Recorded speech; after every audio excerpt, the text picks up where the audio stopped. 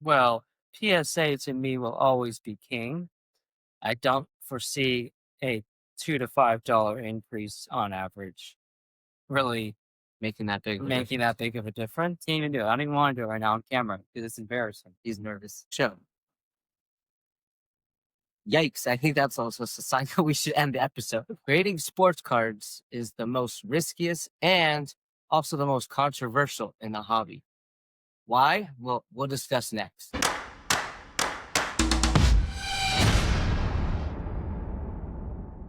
Welcome back, everybody, to an episode of the Hobby Bro Show with Chris and David here.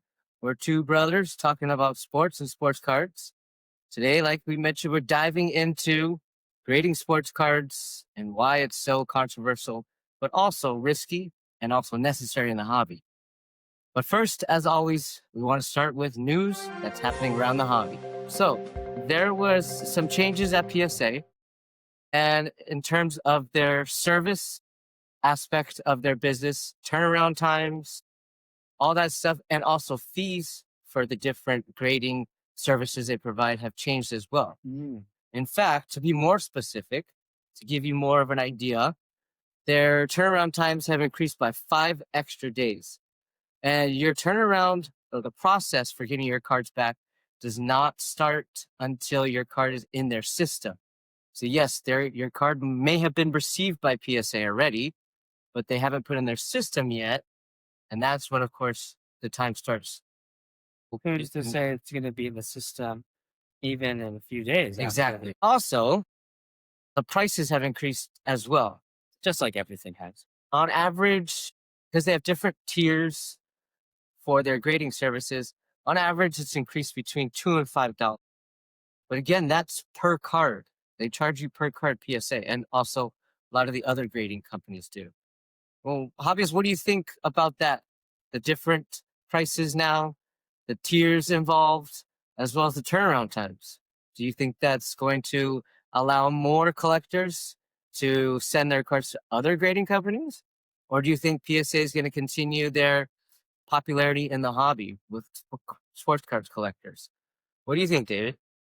Well, PSA to me will always be king. I don't foresee a $2 to $5 increase on average, really Making that big of a making difference. that big of a difference. I mean, sure, if you're living, paycheck to paycheck, penny to penny, $5 might hurt. Also, I think sports card collecting is sort of a luxury. So So if you are living paycheck to yeah, paycheck, advise that you do not invest that much into these sports cards, a hobby. yeah. So PSA still going to be king.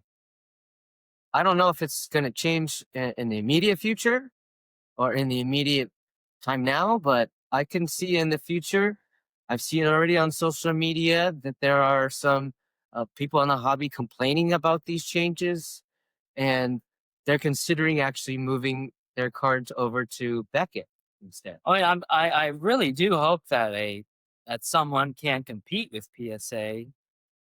I mean, competition for us would be great. Yeah, instead of having just one company dominating, they basically can set the price of I their mean, grading services. it's not a monopoly, but yeah, they do dominate the industry. And if you want a card to get graded a 10 and really appreciate, you're gonna go with PSA. You definitely can not Beckett, unfortunately, even though a few, maybe 10 years ago, I don't think that was the case. Beckett does say, quote, the world's most trusted source in collecting, for what's worth. They do also grade autographs too, right? Not just sports cards, but they're also known big in the autograph part of the hobby as well. Now, that brings up an interesting talking point regarding why PSA is going to continue to be king for grading in the hobby. Auction houses, I think they trust PSA. When you hear of these big auctions, the cards are graded by PSA, and that's what collectors are looking for. Yeah, true. They appreciate the most in terms of long-term value, also in terms of short-term value and turnaround when you're trying to make a profit. Yeah. So I think a big thing is trust, not just with collectors, but also with people who sell. Sure. But there also is Beckett. We've also HGC, Mm-hmm. but the values are quite different. As you can see here, we have cards graded by SGC, we have cards graded by Beckett, and we also have cards graded by PSA. We were just talking off camera. The difference between some of these cards, besides the grade and a grading company, is minimal to none. Comparing a PSA 9, I'm sorry, a PSA 10 to a BGS 9.5, Steph Curry, 9.5, or even an SGC 9.5. How they're different, by the look of it, they look exactly the same. By the look of it, yeah, we think, hey, why did they get a 9.5? I mean, yeah. I mean, Beckett's nice enough to put some of the reason why. Yes. Going into details, it's hard to tell why this PSA 9 is not a PSA 10. Looking again at corners, the surface, edges, Yeah. it does not seem like there's anything wrong. Centering, I mean, when we got our cards graded, we went with SGC. Looking back at it, do we think it was a mistake? that's a good question. What do you? I kind of do think it was a mistake, even though I personally like SGC better because of the way it looks with the black. That's really cool, and it was less expensive. Not saying I'm cheap or anything like that. It was less, and we got it back faster. And looking back on it now, I would say I wish we had gone with PSA. Also. I kind of wish we had gone with PSA also, and also I'm definitely leaning more toward buying already graded cards instead of raw cards, like this card right here, which I'll talk about a little bit later. My card right here. So PSA 10s compared to BGS 9.5s, SGC 10s, which supposedly are Equivalent. gem mints, the values differ drastically. When we were just diving deeper into some more of the numbers, comparing these values, and PSA 10s compared to BGS 9.5s tend to outsell them by about 2 times as much. And a little bit more, or give or take a little bit less, with SGC 10. We've seen that when we go to card shows. Right, and the price is always lower on the SGC 10 always versus always PSA 10. And and I think we've given some reasons why that could be, but obviously that's not really. I mean, I don't know. I mean, 10 is a 10, right? Shouldn't a 10 equals 10? It's not logical. It's math. Although maybe you're not good at math, but I'm good at math. That's 10 is a 10. Should be, right? Should be. Definitely should be. So that might come into play a role or a factor in what you decide to do as a collector with your cards when you grade. I think we were just so excited that we were going to. Yeah, we were super excited that we were actually going to grade cards. We wanted to get them back sooner. I mean, this happened a few years ago while we were getting back into the hobby, so don't think we're just doing it now. We've learned quite a bit. Yeah, we learned a lot. Definitely learned quite a bit. We learned a lot about the process of how to grade. It is a complicated process. It is definitely a complicated process. So you start, of course, by prepping your cards. You know, you talk about it since. Sure, I'll love the prepping part. I'll talk about it since I feel the process is pretty arduous, to say the least. So you take your raw card and you have to put it in a penny sleeve. A penny sleeve is this plastic piece right here that you'll see, right? So take the card out. But then it's going to ruin it. It's going to be a PSA 10. Don't be a PSA 10 anymore.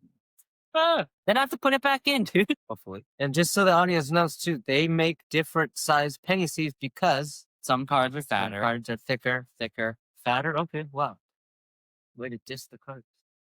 Yeah, well, the cards don't have any feelings. So then you have to put them into a card sleeve. So putting it into the penny sleeve alone can be challenging because you have to make sure all of the corners are straight. Like, I can't even do it. I don't even want to do it right now on camera because it's embarrassing. He's nervous. Then after that, you have to put it into a card sleeve, which is this other plastic. It's a little bit longer than the Yeah. card. So that it's supposedly supposed to be easier to take out than a top loader, which is shorter. So the top loader is probably about maybe a centimeter, 2 centimeters or so. Don't quote me on that. Bigger than the card, the actual card. These card sleeves are longer, so it's supposed to be easier for the grader to pull the card out and to kind of look at it. Sure. For us, or for me personally, it was very, very hard to put my card into the card sleeve, to the point that I know for sure I ruined some of the corners because I was putting it in there. He was pretty pissed. I was very pissed.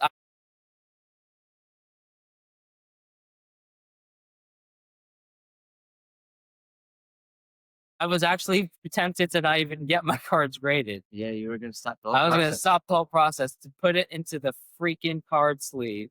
Like I said, I probably had a 9, but then it went down to what, an 8 because of the corners being ruined. Mm-hmm. And I was pissed. And then for some grading companies, depends.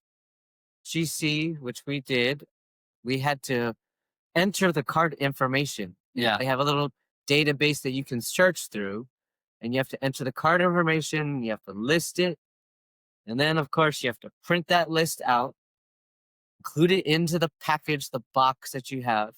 And they even recommend that when you gather your cards, all the cards you're submitting into a stack, that you cover them with paper, rubber banded up so it doesn't get loose, nothing happens to them, they don't fall out, they stay in the order that you listed them in, so it's easy for the grader to just look through them. Then you have to box it up and you have to pay for the shipping yourself and mail it off. Yeah. Don't you have to also list what you think they're valued at? Oh, that's another thing. Thank you. Yes. You have to list what you think your card will be worth. And Once it's graded. I believe once it's graded. Yeah. Well, another thing with PSA that is controversial is if you list your card too low in terms of its value after it's been graded, PSA will upcharge you that difference. That's pretty messed up. Come on, PSA. Like, you're already price gouging us enough. They're king. They can do what they want, and they know people will still send their cards to them. That's true. But with PSA, on the positive note, this contributes, I believe, to why PSA is tops in the hobby, is now they allow you to scan your card using your phone. I didn't know my card had a barcode. I don't know. I don't think on the back of the day, didn't it? No way. The box is right. But now PSA allows you to just scan your card using your phone, and boom, I believe they can identify your card and the information pops up. Thank God for technology. Right?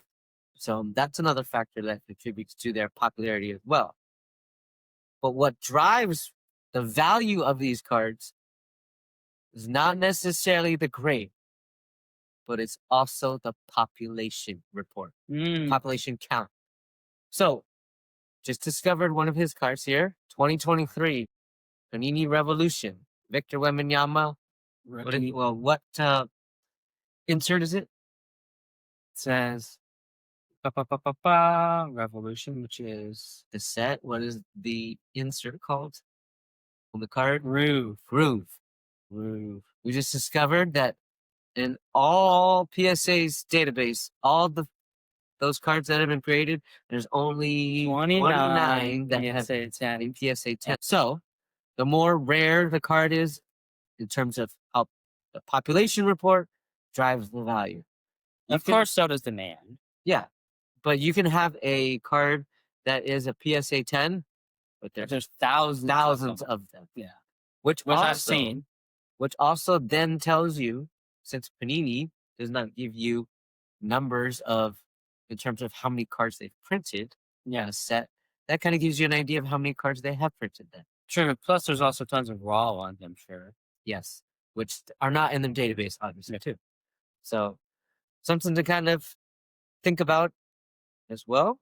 I had a suggestion, though. Well, a couple of things. I'm really surprised Panini or Tops now just doesn't partner with PSA and just say, "Hey, you can buy actually graded cards already from us." Because we were saying how the fun of the hobby is not, do I have a 10, right? Getting it graded. It's having the iconic player that you like, the moment that you want. Like, why doesn't Panini or Tops just sell PSA 10 cards? That would be, I mean, they totally would charge us a lot more, fine, but I feel like that would save so much So that, time and energy and just worry. well, I mean, yeah, they would do that. They could do that, but then PSA would not really be needed as much because then people wouldn't have to grade their I'm cards. not saying, I'm saying maybe they're top sets, or you can buy maybe one out of every 10 boxes of flawless are already graded.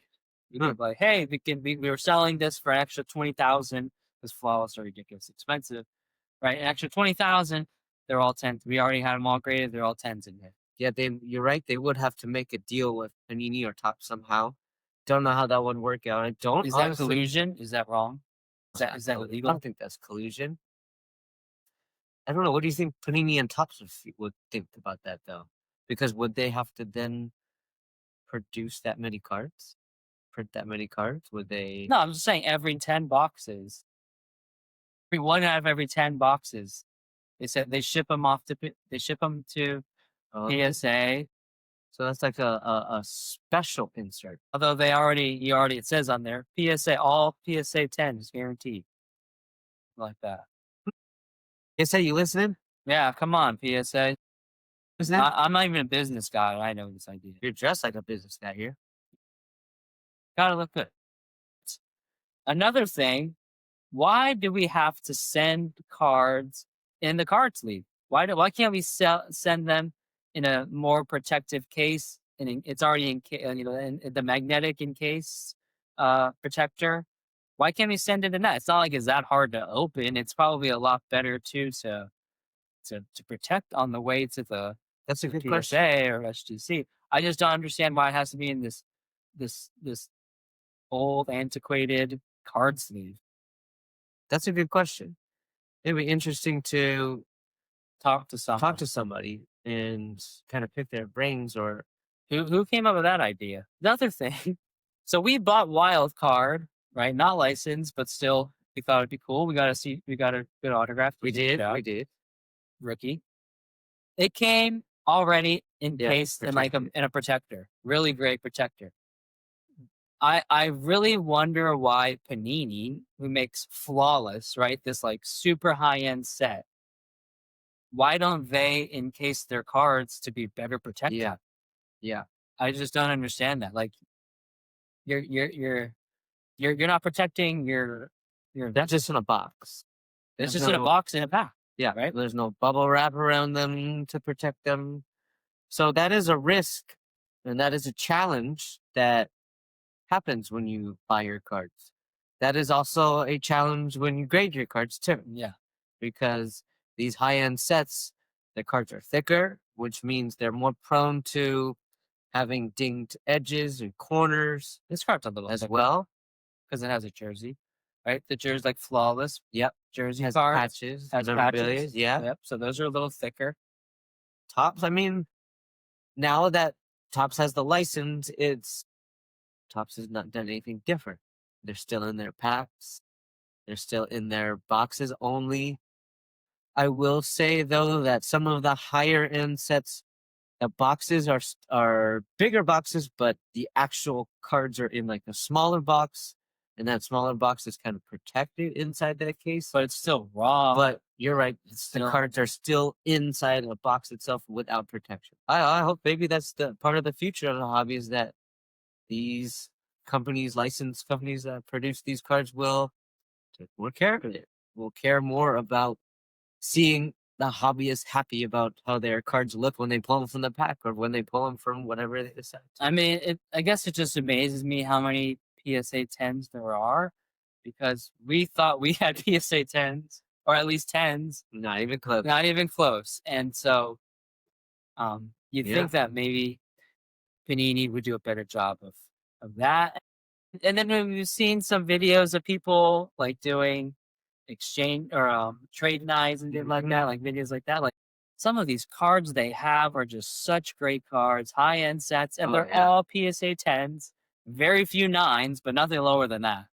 It's just I mean, it's like, what how are is you doing this differently than we did? right? How is this 1 out of 10 card? Like there's 10 of them in the world of this whatever Bijan Robinson rookie card. That's Mhm. a, out of 10. It's a gold, right? Super high end set, and then it grades it's a 10. Like I don't know. I don't know. Maybe it's just our luck, right? We just have terrible luck. If it was us, we'd probably get like an 8. Probably, and then lose out on our investment. There was when we met somebody at a card show. Again, we met much. I met him for the second time. This was about a month ago, and he mentioned he has someone specifically that he gives his cards to Yeah, prep for him, right? To clean it for him, to look at the edges, all that stuff, so that he knows which cards to send in. Unfortunately, we don't have that luxury, but maybe those people that we see at the card shows, they also have that, maybe. and that's how they know. Also, I have a feeling that these sellers buy multiple boxes, and so they open multiple packs, and then they get that card. I And also think for as much as we see guys with these super high end cards, right? Great cards. I'm sure they lost so much money on oh yeah, so many bad players who thought they were going to be great, right? oh yeah.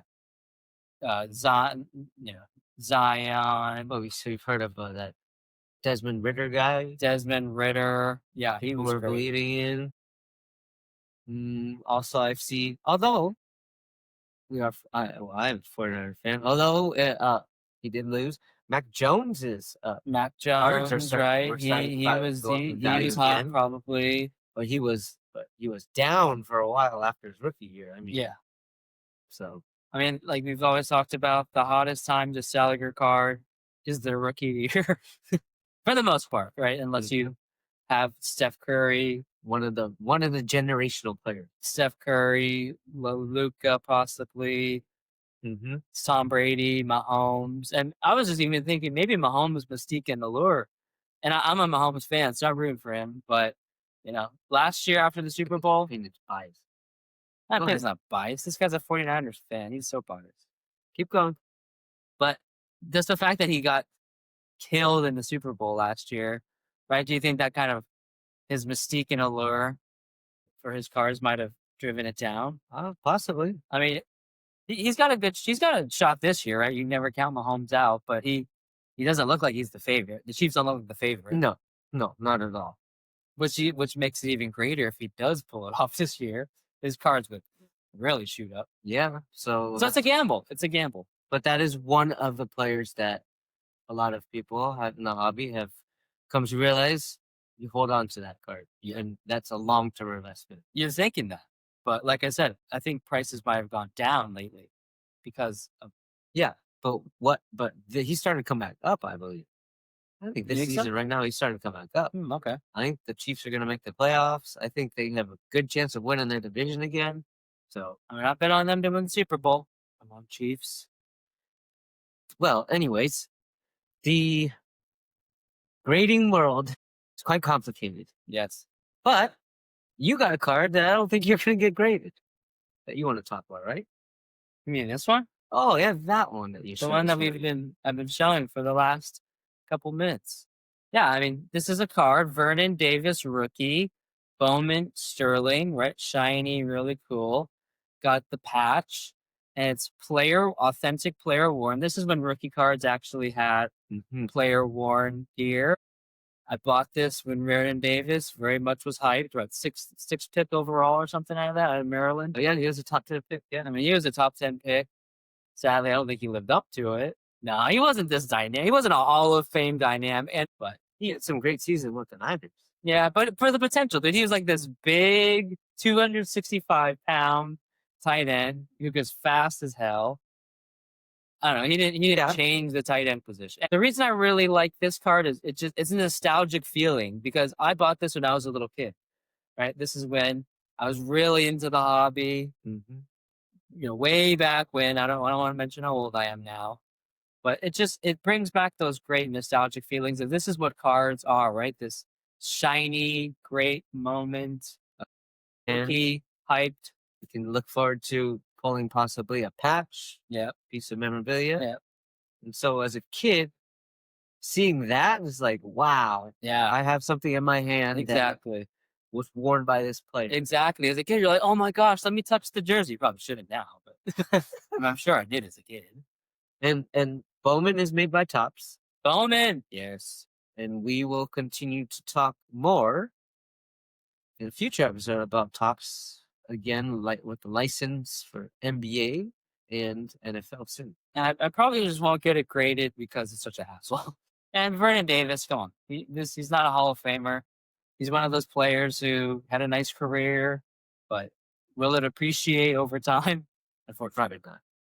But we want to hear your opinion. What do you think about Vernon Davis?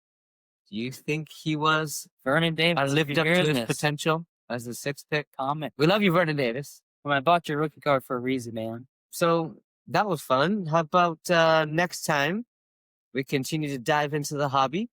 Of course. Yes. And if you miss any of our last episodes, you can check it out on our YouTube channel. Don't forget to please subscribe. Comment below with your thoughts again on this grading world of sports cards that we dove into.